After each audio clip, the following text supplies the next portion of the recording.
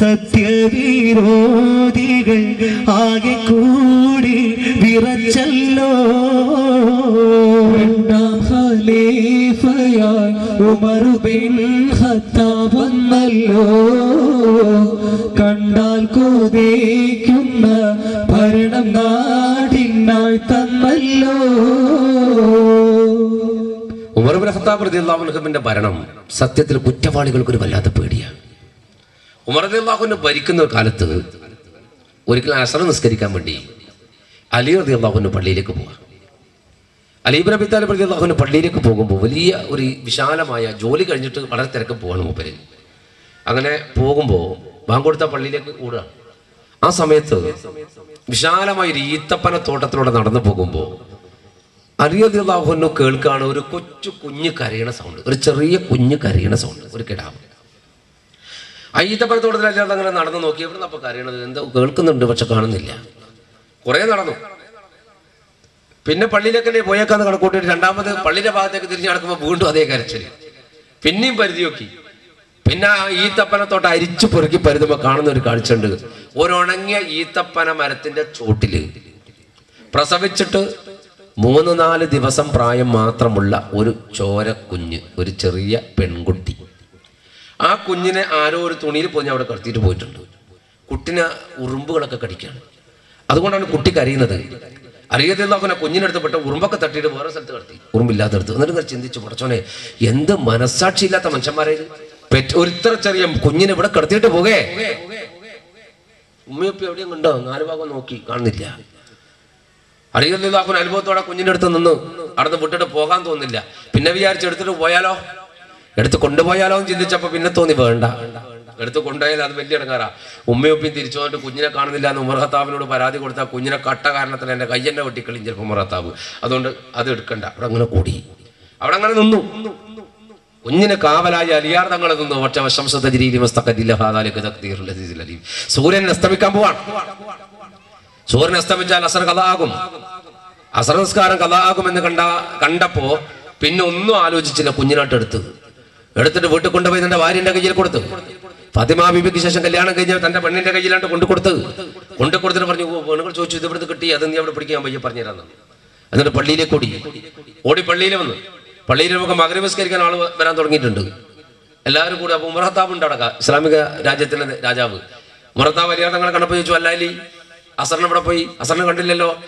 അസറിനെ കാണാതിരിക്കാൻ വേറെ കാരണമുണ്ട്, ഞാൻ അസർ നിസ്കരിച്ചിട്ട് പറഞ്ഞു തരാമെന്ന്. എല്ലാവരും പള്ളിയിൽ ഇങ്ങനെ ഇരിക്കുകയാണ്. അലി ഇബ്നു അബീ താലിബ് അസർ നിസ്കാരം കഴിഞ്ഞ് പുറത്തേക്ക് വന്നു. ജനങ്ങളെ മുഴുവൻ ഇങ്ങനെ നോക്കുകയാണ് അലിയാർ തങ്ങൾ ഒരു കാര്യം പറഞ്ഞാൽ അത് വല്ലാതെ രസമുണ്ട്, നന്നായിട്ട് പറയുകയും ചെയ്യും.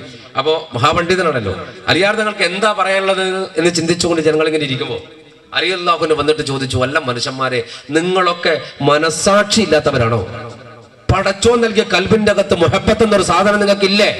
ജനങ്ങൾ ഞെട്ടിപ്പോയി. എല്ലാവരും അലിയാർ തങ്ങളുടെ മുഖത്ത് ഇങ്ങനെ നോക്കി. അലിയെന്താ നമ്മളിങ്ങനെ കുറ്റപ്പെടുത്തുന്നത്?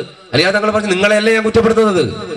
ഏതോ ഒരു പെണ്ണ് അല്ലെങ്കിൽ ഒരു ഉമ്മ അല്ലെങ്കിൽ ഒരു ഉപ്പ പ്രസവിച്ചിട്ട് 3-4 വയസ്സ് ദിവസം പ്രായമുള്ള ഒരു പെൺകുഞ്ഞിനെ ഈത്തപ്പന തോട്ടത്തിലെ മരത്തിന്റെ ചോട്ടിൽ ഇട്ടിട്ട് പോയിട്ടുണ്ട്. ഞാൻ അസർക്ക് ജമാഅത്തിന് വന്നതാണ്, എനിക്ക് ജമാഅത്ത് കിട്ടുന്ന രൂപത്തിലാണ് ഞാൻ വന്നത്. പക്ഷെ ഇന്ന് ജമാഅത്ത് കിട്ടാണ്ട് ഇത്രമധികം സമയം ലേറ്റ് ആകാൻ കാരണം ആ കുഞ്ഞിന് ഞാൻ കാവൽ നിന്നിട്ടാണ്. എന്നിട്ടും അതിന്റെ മാതാപിതാക്കൾ വന്നിട്ടില്ല. ഞാൻ ആ കുഞ്ഞിനടുത്ത് എന്റെ പുറകെ കൊണ്ടുവച്ചിട്ടുണ്ട്. ആരാ കുഞ്ഞിന്റെ ഉപ്പ, ആരാ കുഞ്ഞിന്റെ ഉമ്മ, നമ്മളെ കൂടുതൽ ആരും കണ്ടോന്ന് വെച്ചു. ഓരോരുത്തരും പറഞ്ഞു, ഇല്ല അപ്പൊ നമ്മള് ഓള് പ്രസവിക്കാനൊന്നും ആയിട്ടില്ലല്ലോ. ഇല്ല. പണ്ടൊക്കെ ഒരു കുട്ടീനെ വൈക്കുന്ന കിട്ടിയാൽ അത്ഭുതമാണ്. ഇന്ന് അങ്ങനത്തെ ഒരു അത്ഭുതം ഇല്ല. ഇപ്പൊ കഥാപ്രസംഗം കഴിഞ്ഞ് പോകുമ്പോൾ ശരിക്കും ഒന്ന് പരിയാമതി റോഡ് സൈഡിൽ 2-3 കിട്ടാൻ സാധ്യതയുണ്ട്. നിങ്ങൾ ചിരിക്കാൻ പറഞ്ഞതല്ല. ചന്ദ്രഗിരി പാലത്തിന്റെ മേലെ നിന്ന് പെറ്റിട്ട് പുഴയിലേക്ക് ഇട്ട ചരിത്ര പാരമ്പര്യമുള്ള നാട്ടുകാരെ കാസർഗോഡ് വരും അല്ലേ? ചന്ദ്രഗിരി പാലത്ത് മുന്നേ ഒരു ഉമ്മ കുഞ്ഞിനെ വെള്ളത്തിലേക്ക് ഇട്ടത് പ്രസവിച്ചിട്ട് 4 മാസം മുമ്പ് കണ്ണൂർ ആനയിടുക്കെന്ന് പറഞ്ഞ സ്ഥലത്ത് റെയിൽവേ ഗേറ്റിന്റെ നടുവിലാണ് ഒരു പെറ്റിട്ട് ദിവസങ്ങൾ മാത്രം പ്രായമുള്ള കുഞ്ഞിനെ ഒരു ഉമ്മ കൊണ്ടുപോയി ഉപേക്ഷിച്ചത്. ഇതല്ല ഉമ്മ, അമ്മയല്ല ഉമ്മ. ഉമ്മ എന്നല്ല ഇതിനാൽ പറയേണ്ട. ഇതെന്തുമ്മ? ഇപ്പൊ ഇങ്ങനെ പെറ്റിട്ട് അവിടെ ഇവിടെ ഇടുന്നോണ്ട് ഗവൺമെന്റ് എന്ത് ചെയ്തു? അമ്മത്തൊട്ടിൽ എന്ന് പറഞ്ഞൊരു സംവിധാനം ഉണ്ടാക്കി. ഗവൺമെന്റ് ആശുപത്രിയുടെ മുമ്പിൽ ഒരു പ്രത്യേക സ്ഥലമുണ്ട്. പെറ്റ കുഞ്ഞിനെ പോറ്റാക്കിയതിന് അതിൽ കൊണ്ടിട്ട് കൊടുത്താൽ മതി. പിന്നെ ഗവൺമെന്റ് എടുത്ത് പോറ്റിക്കോളൂ. അതിൽ കുറെ 10 കൊല്ലം കഴിഞ്ഞാൽ എന്താ ഉണ്ടാകാതറിയോ? റോഡുമ്മലൂടെ പച്ചയും മഞ്ഞയും പെയിന്റ് അടിച്ച പിള്ളേർ പോകുന്ന കാണാം. സ്റ്റേറ്റ് പിള്ളേർ, സ്റ്റേറ്റ് ഹോസ് പോലത്തെ ഗവൺമെന്റ് മക്കള്. പ്രസവിക്കുന്നത് എന്തിനാണ് വൃത്തികേടിന് നിൽക്കുന്നത്? അലി റളിയല്ലാഹു അൻഹു ചോദിച്ചു, ആരാണ് കുഞ്ഞിന്റെ മാതാവ്? അറിയില്ല. പിതാവ് ആരാണ്? അറിയില്ല. ഉമർ ഇബ്നു ഖത്താബ് റളിയല്ലാഹു അൻഹു സദസ്സിനോട് പറഞ്ഞൊരു കാര്യം ചെയ്യണം, നിങ്ങൾ നിങ്ങളുടെ വീടുകളിൽ പോയിട്ട് അങ്ങനെ ആരെങ്കിലും പ്രസവിച്ചിട്ടുണ്ടോ എന്ന് അന്വേഷിച്ചിട്ട് വരണം. നാളെ രാവിലെ എനിക്ക് റിപ്പോർട്ട് നൽകണം. അലിയാർ തങ്ങളോട് ചോദിച്ചു, ആ പെൺകുട്ടിയെ നിങ്ങളുടെ വീട്ടിൽ വളർത്താൻ പറ്റുന്നോ അല്ല എന്റെ കൂടെ വളർത്തണോ? നിങ്ങൾക്ക് ബുദ്ധിമുട്ടില്ലെങ്കിൽ ഞാൻ എന്റെ വീട്ടിൽ വളർത്തുന്നുള്ളൂ. അലിയാർ തങ്ങൾ പറഞ്ഞു, എനിക്കെന്ത് ബുദ്ധിമുട്ട്, എന്റെ മക്കളുടെ കൂടെ അവിടെ വളർന്നോട്ടെ എന്ന് പറഞ്ഞു. പ്രസവിച്ചിട്ട് 3-4 ദിവസം പ്രായമുള്ള ആ പെൺകുട്ടി അലിയാർ തങ്ങളുടെ വീട്ടിൽ കൊണ്ടുപോയിട്ട് അവിടെയുള്ളത്. ആ മാതാപിതാക്കളെ കുറിച്ച് ഒരു അഡ്രസ്സും ഇല്ല. ഉമർ ഇബ്നു ഖത്താബ് റളിയല്ലാഹു അൻഹു അന്വേഷിച്ചിട്ടും ഒരു എത്തുമ്പടിയും കിട്ടിയില്ല. അങ്ങനെ ഒരു ഉമ്മാനും ഉപ്പാനെ തിരിച്ചറിഞ്ഞില്ല. അങ്ങനെ സംഭവമേ ഇല്ല. ഉമർ റളിയല്ലാഹു അൻഹു തിരിച്ചു വന്നു. അലി റളിയല്ലാഹു അൻഹു തിരിച്ചു വീട്ടിലേക്ക് വന്നു. എന്നിട്ട് കുഞ്ഞിനെ എടുത്ത് മടിയിൽ വെച്ചിട്ട് അലി റളിയല്ലാഹു അൻഹു കുട്ടിക്ക് ഒരു പേരിട്ട് കൊടുത്തു, ഉമ്മുൽ ഹകീം.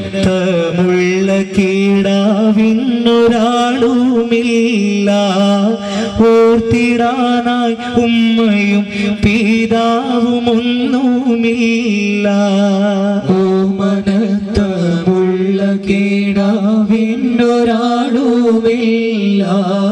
ഓർത്തിടാനായി ഉമ്മയും പിതാവും ഒന്നുമില്ല.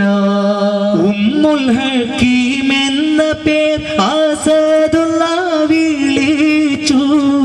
ഉലകിലോരോ യാമവും കടന്നവർ കഴിച്ചു. ഓമനത്തമുള്ള കീടാവിനൊരാളുമില്ല. ഓർത്തിടാനായി ഉമ്മയും പിതാവും ഒന്നുമില്ല. ആ കുഞ്ഞിന് ഉമ്മുൽ ഹക്കീം എന്ന് പേരിട്ടു. ഉമ്മുൽ ഹക്കീം. അങ്ങനെ ആ മോൾക്ക് പേരിട്ടിട്ട് വളർത്തി, ഉമ്മുൽ ഹക്കീം. അങ്ങനെ പേര് നമ്മൾ പലത് വീട്ടിലുണ്ട്. ഒരുത്തം പണ്ട് കുഞ്ഞിക്കിട്ടത് അബൂന്നാവൂല, ബെറു അബൂന്ന് ഇട്ട് വെച്ചിട്ട് 5 കൊല്ലം കഴിഞ്ഞിട്ട് മദർസയിൽ ചേർക്കാൻ കൊണ്ടുപോയപ്പോൾ സദർ ഉസ്താദ് ചോദിച്ചു, ഇതെന്ത് പേര്? അബൂവാ. അപ്പോൾ അയാൾ പറഞ്ഞു, ഇവരെ സ്വഭാവം നോക്കിയിട്ട് പേര് മാറ്റാന്ന് വെച്ചിട്ടാ. എന്തേ, നല്ല സ്വഭാവമെങ്കിൽ അബൂക്കർ നാക്കാം, ബടക്കാണെങ്കിൽ അബൂജാലി നാക്കാന്ന് വിചാരിച്ചിട്ട് ആദ്യം അബൂന്നാട് ഇട്ട് വെച്ചതെന്നുള്ളു. ആ ഉമ്മുൽ ഹക്കീം എന്ന് പേരിട്ട്. ഉമ്മുൽ ഹക്കീം നല്ല പേര്. ആ പേരിട്ട കുഞ്ഞിനെ വളർത്താൻ തീരുമാനിച്ചു. പേരിടുമ്പോൾ മുഹമ്മദ് എന്നൊരു കുട്ടിക്ക് പേരിട്ടാൽ അവന് സ്വർഗത്തിൻ്റെ അവകാശിയാകാൻ സാധ്യതയുണ്ടെന്ന് ഷഫീന റസൂലുള്ളാഹി സ്വല്ലല്ലാഹു അലൈഹി വസല്ലം. അതുകൊണ്ടാണ് നമ്മൾ പല ആളും ഈ എന്ത് പേരിടുമ്പോൾ അതിൻ്റെ മുമ്പിലൊരു മുഹമ്മദും കൂടി കൂട്ടും. നമ്മൾ അതിന് വന്നതാ അത്. അങ്ങനെ ഒരു പശ്ചാത്തലമുണ്ട് ഇതിന്. എന്ത് പേരിടുമ്പോൾ അതിൻ്റെ മുമ്പിൽ എന്തെല്ലാം പേരാ ഇടാന്നാ. ചിലപ്പോൾ മദർസയിലൊക്കെ ചേർക്കാൻ വന്നിട്ട് അമ്മൽ കുടുങ്ങിപ്പോവുക. ചില ഗൾഫാറെ കൊണ്ടായിരുന്നു. ഇവിടെ ഗൾഫാറുണ്ടാ? ഉണ്ട്. ആ ഫുള്ള് ഏകദേശമല്ലോ. അപ്പോൾ ഇവിടുത്തെ ഗൾഫാറല്ല. ചില ഗൾഫാർ മദർസയിൽ പേര് അയാളുണ്ടാവില്ല. അയാൾ അപ്പോഴൊരു ഉപ്പേറ്റോ കൊണ്ടുവരിക, ഉപ്പാപ്പേറ്റോ. എന്താ പറയൂ, അയാൾക്ക് ഇതറിയില്ല പേര്, ഉപ്പാപ്പാക്ക് ഇത് വായിക്കാൻ കിട്ടില്ല. മറ്റേ ആൾ ഗൾഫിൽ അയച്ചു കൊടുത്ത പേരാണ്. ഒരു മദർസയിൽ ചേർക്കാൻ വേണ്ടിയിട്ട് പറയും, ഉസ്താദേ കുഞ്ഞിനെ ചേർക്കണോ? നമ്മളെ ആപ്ലിക്കേഷൻ ഫോമിൽ എടുത്ത് കുത്തി ചെയ്തിട്ട് എന്താ പേര് നോക്കുമ്പോണ്ടോ ഇയാൾ കീശയെ കയ്യിരുന്ന് ഇങ്ങനെ. നമ്മൾ പറയാം, അല്ല അത് വയ്യ ഒന്നിച്ചിട്ടല്ല അഡ്മിഷൻ ഫീസിൻ്റെ പരം മതി, ഇത് പേരെന്നെ ഉസ്താദ് എടുക്കുന്നതെന്ന് പറയും. വെള്ള കടലാസിൽ എഴുതി കൊണ്ടതിന് സ്വന്തം കുഞ്ഞിൻ്റെ പേര്. എന്നിട്ട് പറയും, ഉസ്താദ് എഴുതിക്കോ, ഞാൻ വായിച്ചു തരാം. അബ്ദുൽ മുഹമ്മദോ കുട്ടി ഹലാലായി. അബ്ദുൽ മുഹമ്മദ് സർവത്തുൽ മുഹദ്ദത്തിൽ ബർബദാനി. ഉസ്താദ് പറയാ അബ്ദുൽ ഖാദർ ജീലാനി. ഇത് ഭാഷ. അപ്പൊ അവർ ഇതാണ് സുരിയാനി. ഉസ്താദ് പറയുന്നത് എനിക്കാണ് ബിരിയാണി. മാതിരി പേരോ എന്ത് പേരെഴുതിയാലും കണക്കുണ്ട്. അറബികളെ പേര് നാട്ടിലെ പിള്ളേർ കിട്ടാലുണ്ടല്ല, പട്ടിക സ്ഥലം ഉണ്ടാവില്ല എഴുതാൻ. അറബികൾ ഷെയ്ഖ് മുഹമ്മദ് ഹബ്ബത്തോ മറ്റൊരു അങ്ങനെ വലിയ പേരാ ഇടുക. അങ്ങനെ മുമ്പൊരു ട്രെൻഡ് ഉണ്ടായിരുന്നു, ഉമ്മാൻ്റെ ഒരു അക്ഷരം ഉപ്പാൻ്റെ ഒരു അക്ഷരം കൂട്ടിയിട്ട് കുട്ടിക്ക് പേരിടുന്നത്. അങ്ങനെ പരിപാടി ഉണ്ടായിരുന്നു. ഉമ്മാൻ്റെ ഒരക്ഷരം ഉപ്പാൻ്റെ ഒരക്ഷരം എന്നിട്ട് കുട്ടിക്ക് ഒരക്ഷരം കൂടി. സാറിയും മൂസയും കല്യാണം കഴിച്ചിട്ട് മംഗലം കഴിച്ചിട്ട് ഉണ്ടായ കുട്ടിക്ക് പേരിട്ട് സാറിൻ്റെ മൂസിൻ്റെ ഓരോരോ അക്ഷരം കൂട്ടിയിട്ട് സമൂസാണ്. ഇനി പപ്സ് കാജയിൽ ഇറങ്ങാൻ പോകുന്നുണ്ട്. ഉമ്മുൽ ഹക്കീം എന്ന് പേരിട്ട കുഞ്ഞ് അലിയാർ തങ്ങളുടെ വീട്ടിൽ വളരാൻ തുടങ്ങി. ഓടിച്ചാടി കളിക്കുന്ന ആ പൊന്നുമോള് പിന്നെ വളർന്ന് കാലങ്ങൾ കുറച്ച് കഴിഞ്ഞു. ഉമർ ഇബ്നു ഖത്താബ് റളിയല്ലാഹു അൻഹു ഷഹീദായി. മസ്ജിദുൻ നബവിയിലെ രക്തസാക്ഷി എന്ന് ലോക ചരിത്രം വാഴ്ത്തുന്ന ഉമർ ഇബ്നു ഖത്താബ് റളിയല്ലാഹു അൻഹു അങ്ങോട്ട് പോയി. മഹാനായ ഉസ്മാൻ ഇബ്നു അഫ്ഫാൻ റളിയല്ലാഹു അൻഹുവിന്റെ ഭരണകാലഘട്ടം വന്നു. മൂപ്പരും ശത്രുക്കളാൽ കൊല ചെയ്യപ്പെട്ടു പോയി. പിന്നെ 4ാം ഖലീഫയായിട്ട് അലിയാർ തങ്ങളാണ്. അലിയാർ തങ്ങൾ പറഞ്ഞല്ലോ, റസൂലുള്ള വഫാത്തായ സമയത്ത്, സല്ലല്ലാഹു അലൈഹി വസല്ലം വഫാത്തായ സമയത്ത്, വഫാത്താകുന്നതിന് മുമ്പ് അലിയാർ തങ്ങൾ വിളിച്ചിട്ട് കാര്യം റസൂലുള്ള പറഞ്ഞിരുന്നു, അധികാരം നിന്നിലേക്ക് തേടി വരും, നിന്നെ തേടി വരും അധികാരം. അധികാരം നിന്നെ തേടി വരും. അങ്ങനെ തേടി വന്നാൽ മാത്രം നീ സ്വീകരിച്ചാൽ മതി. നീ അധികാരത്തെ തേടി അങ്ങോട്ട് പോയേക്കണ്ട എന്ന് ഹബീബായ മുഹമ്മദ് മുസ്തഫ സല്ലല്ലാഹു അലൈഹി വസല്ലം തങ്ങൾ വിളിച്ചു ഉപദേശിച്ചിട്ടുണ്ട്. അധികാരം നിന്നെ തേടി വരും, ഇങ്ങോട്ട് വരും. അങ്ങനെ വന്നാൽ നീ അതിന് വൈമനസ്യം കാണിക്കണ്ട, ഏറ്റെടുക്കണം. പക്ഷേ അധികാരത്തെ തേടി നീ അങ്ങോട്ട് പോകണ്ട, അതിന്റെ ആവശ്യം നിനക്ക് ഉണ്ടാവില്ല എന്ന് റസൂലുള്ളാഹി അലിയാർ തങ്ങൾ ഉപദേശിച്ചു. അപ്പോൾ അലിയാർ തങ്ങൾ പറഞ്ഞിട്ടുണ്ട്, റസൂലുള്ളാഹി വഫാത്തായ സമയത്ത് അധികാരം എന്നിലേക്ക് വരും എന്ന് ഞാൻ ആഗ്രഹിച്ചിട്ടുണ്ട്. പക്ഷേ അബൂബക്കർ സിദ്ദീഖ് റളിയല്ലാഹു അൻഹുവിനെ എല്ലാവരും പറഞ്ഞപ്പോൾ ഞാൻ ആദ്യമായിട്ട് എന്നെ ബൈഅത്ത് ചെയ്തു, അംഗീകരിച്ചു. അബൂബക്കർ സിദ്ദീഖ് റളിയല്ലാഹു അൻഹു വഫാത്താകുമ്പോൾ അധികാരം എന്നിലേക്ക് വരും എന്ന് ഞാൻ ആഗ്രഹിച്ചിരുന്നു. കാരണം റസൂലുള്ളാഹിയുടെ വാക്കാണ്, അധികാരം നിന്നെ തേടി വരും, തേടി വന്നാൽ നീ സ്വീകരിച്ചാൽ മതി. അതെ. പക്ഷേ ഉമർ ഇബ്നു ഖത്താബ് റളിയല്ലാഹു അൻഹുവിനെയാണ് ജനങ്ങൾ ബൈഅത്ത് ചെയ്തത്. ഞാനും അതിന്റെ മുൻപന്തിയിൽ ഉമർ റളിയല്ലാഹു അൻഹു ബൈഅത്ത് ചെയ്തു. പക്ഷെ ഉമർ വഫാത്താകുമ്പോൾ ഉറപ്പായിട്ടും അധികാരം എന്നിലേക്ക് വരും എന്ന് ഞാൻ ആഗ്രഹിച്ചു. പക്ഷേ 6 അംഗ സമിതി ചേർന്നിട്ട് ആ 6 അംഗ ഉമർ റളിയല്ലാഹു അൻഹു വഫാത്താകുമ്പോൾ അടുത്ത ഭരണാധികാരി തിരഞ്ഞെടുക്കാൻ 6 അംഗ സമിതി നിയോഗിച്ചു. ആ 6 അംഗ സമിതിയിൽ മഹാനായ അലിയാർ തങ്ങളുണ്ട്. ആ 6 അംഗ സമിതിയും കൂടി തീരുമാനിച്ചത് ഉസ്മാൻ റളിയല്ലാഹു അൻഹുവിനെ ഖിലാഫത്ത് ഏൽപ്പിക്കാനാണ്. ഞാനാണ് അതിന്റെ മുൻപന്തിയിൽ ഉണ്ടായിരുന്നത്. അങ്ങനെ അധികാരം ഏറ്റെടുത്തു.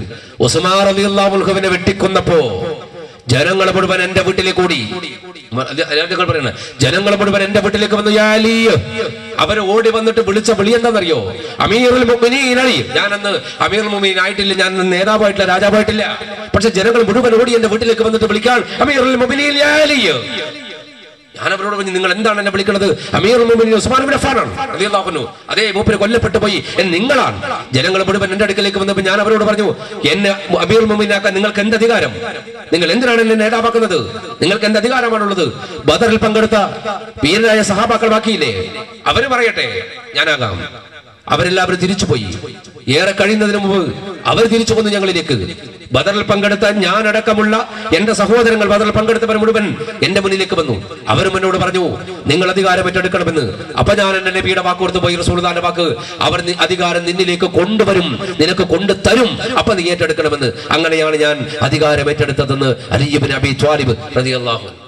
അലിയാർ തങ്ങൾ ഇസ്ലാമിക ലോകത്തിന്റെ രാജാവായി മാറുക. ആ സമയത്തോ ഈ പെൺകുട്ടിക്കോ മംഗലപ്രായമായിട്ടുണ്ട്. ഏതിന്? ഉമ്മുൽ ഹക്കീമിന് മംഗലപ്രായമായി കിടക്കുക. പക്ഷേ പെണ്ണ് നല്ല സ്റ്റൈലുള്ള മോള്, നല്ല കാണാൻ നല്ല ഭംഗിയുള്ള കുട്ടി, അടിപൊളി മോള്. അപ്പോ ഈ മോളെ കാണാൻ വേണ്ടിയിട്ട് പല ആളും വരുന്നുണ്ട്. പക്ഷെ പെണ്ണിനൊക്കെ എല്ലാവർക്കും ഇഷ്ടപ്പെടുന്നുണ്ട്, പെണ്ണിന് ഇഷ്ടപ്പെടുന്നുണ്ട്, അല്ല റാഹത്തായിട്ട് ഇഷ്ടപ്പെടുന്നുണ്ട്. പക്ഷേ പെണ്ണിന്റെ കുടുംബം, തറവാട്, മാതാപിതാക്കളൊക്കെ ചോദിക്കുമ്പോൾ അലിയാർ തങ്ങൾക്ക് ഒരു മറുപടിയില്ല. ഉപ്പയാരാ? ഉപ്പാര് ഈത്തപ്പനത്തോട്ടത്തിലെ മരോ, ഉമ്മ അപ്പുറത്തെ മരോ, തറവാട് ആ തോട്ടം മൊത്തം. വേറൊരു മറുപടിയില്ല. മൂപ്പരി കടന്ന് കിട്ടിയല്ലേ. നമ്മളാ കള്ളത്തരം പറയൂ, 30 ദുബൈയിലാന്ന്, ഉമ്മ ജർമ്മനിയിലാന്ന്, ഒരു മംഗലത്തിൽ നിന്നെത്തു ഇങ്ങ് കെട്ടിക്കോന്ന് പറയും. അലിയാർ തങ്ങൾ ഇത് പറഞ്ഞ ജനങ്ങൾ തിരിച്ചു പോകാൻ തുടങ്ങി. ഒരാളും മംഗലം കഴിക്കുന്നില്ല. ഈ പെണ്ണിനെ മംഗലം കഴിക്കാൻ കാണാൻ നല്ല നല്ല നല്ല സുന്ദരിയായ മോളാ, പക്ഷെ മംഗലം നടക്കണില്ല.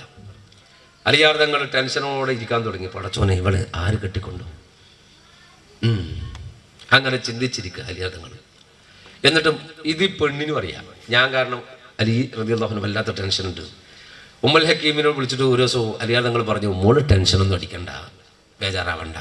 നീ ഒരു കാര്യം ചെയ്യും, അള്ളാഹു നിനക്ക് വിധിച്ച മംഗലം എത്തുമ്പോൾ അത് നടക്കുക തന്നെ ചെയ്യും.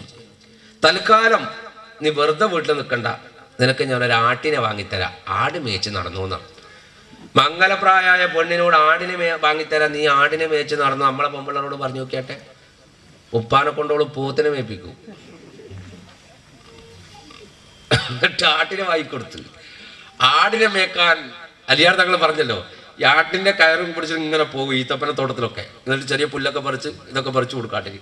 ഒരു ദിവസം ഈ ആടിനെ മേയാൻ വിട്ടിട്ട് ഈത്തമരത്തെ മരത്തിന് ഇങ്ങനെ ചാരി നിന്നിട്ട് ഉമ്മുലക്കും ചിന്തിച്ചു, പടച്ചോനെ, ആരാ റബ്ബേ എൻ്റെ ഉപ്പ? ആരാണല്ലാ എൻ്റെ ഉമ്മ? എന്തിനാ പടച്ചോനെ നീ എന്നെ സൃഷ്ടിച്ചേ?